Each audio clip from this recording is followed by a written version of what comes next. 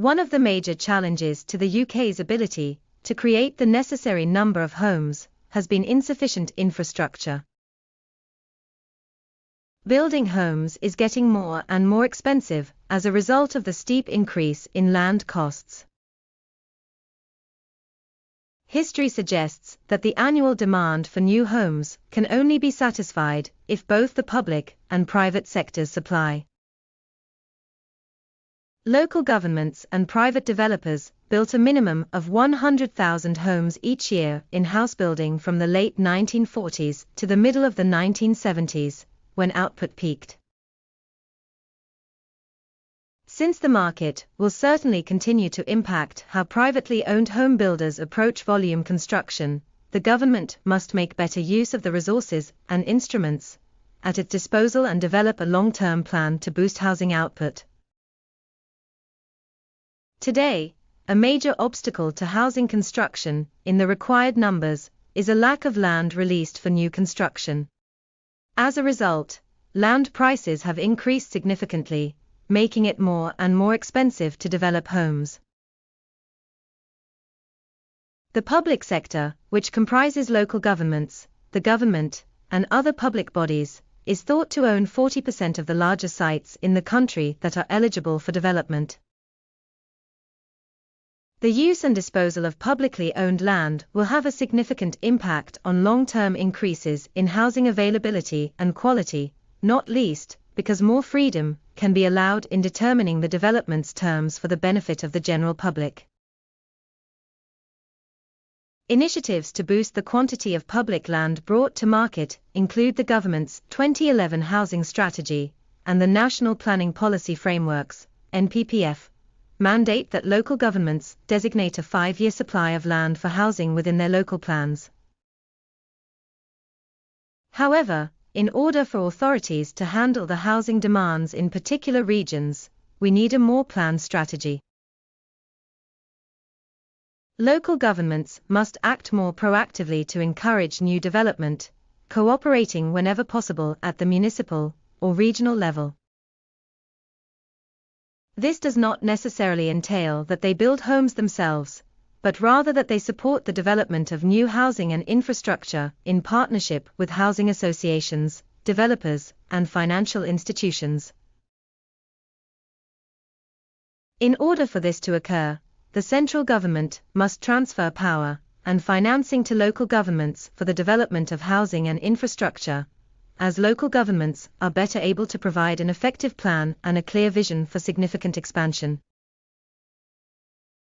Enhanced control over land assembly and the capacity to raise money, assistance in bearing the initial costs of delivering infrastructure, and suitable planning and design help should all be included in this. In cooperation with developers and housing associations, local authorities ought to be able to create new housing delivery mechanisms like development corporations, and if desired, housing investment and delivery corporations.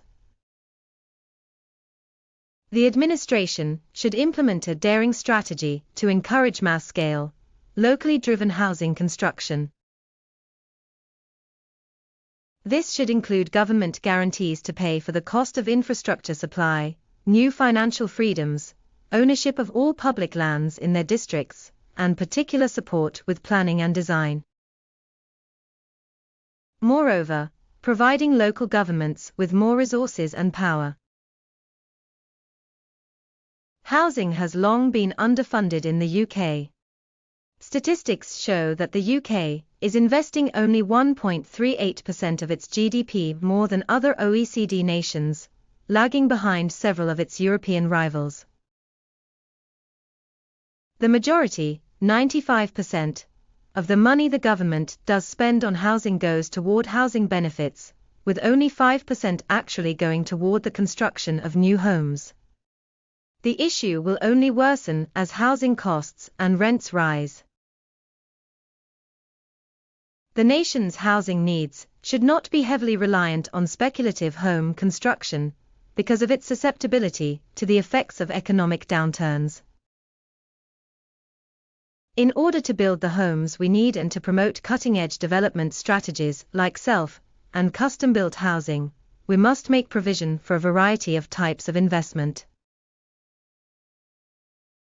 In various countries in Europe and North America, a sizable portion of the housing investment is made by pension funds and organizations, who mostly invest in privately rented housing. This has proven difficult to do in the UK, particularly in the housing and build-to-rent industries. According to the Investment Property Fund, IPF, less than 1% of the real estate portfolio held by UK financial institutions is currently invested in the residential market, as opposed to 47% in the Netherlands, 21% in the US, and 15% in France. Institutional investors are deterred from taking on the risks associated with residential projects in the UK, which is a barrier to their growth, according to the Future Homes Commission inquiry by REBA. Worries about how quickly recovery will occur, as well as possible dangers from voids and structures. The Commission suggested that a novel approach to lowering risk and resolving this issue would be to invest the local government pension funds' assets. In order to invest in the development of long-lasting, mixed-tenure neighborhoods, it was suggested that the top 15 local authority pension funds pool 15% of their assets into a locally managed local housing development fund. This would highlight how poorly many local government pension schemes have performed. The local government-owned land would serve as the foundation for projects funded by this housing development fund that were planned, purchased, and constructed there. The Commission's first plans, local government pension funds, would be able to reinvest in another plan due to secondary institutional investment after the development is finished and successfully operated. The independently managed fund would offer a higher rate of return than local government pension funds typically offer, in addition to expanding the local housing supply, creating jobs, and enabling the local government to take a more active role in housing development. To meet the demand for strategic and regional expansion, the government may consider setting up a national housing investment bank. The establishment of a local funding-based local housing development fund should have the support of the administration. Examples of secondary institutional investments based on models include national housing investment banks and public pension funds. To encourage a local housing market that is more competitive and diversified, the government should make sure that municipal authorities make public property available for bespoke development, self-build, and smaller developers in the form of serviced plots. The top 8 home builders in the UK built 1/3 of all homes. Lack of housing has a number of detrimental effects on consumers, including limited options, a lack of competition, the inability to create or utilize new technologies, inferior goods, and more. The government must take a big role in resolving this market flaw. In order to ensure that more homes can be built more quickly and with higher quality, it should also play a more active role in promoting increased competition. Custom and self-built homes must take precedence in the housing mix. 30% of new homes in Sweden and 38% of new homes in France are self-built, respectively. The rate in the UK is reportedly 7.6%. The difficulty of obtaining mortgage financing for self-build projects is another significant barrier to the growth of the self-build movement in the UK. We think local governments should designate a plot of land for self- and custom-built homes in accordance with the NPPF requirements and the Community Right to Build initiative, and then issue best practice guidelines to ensure consistency.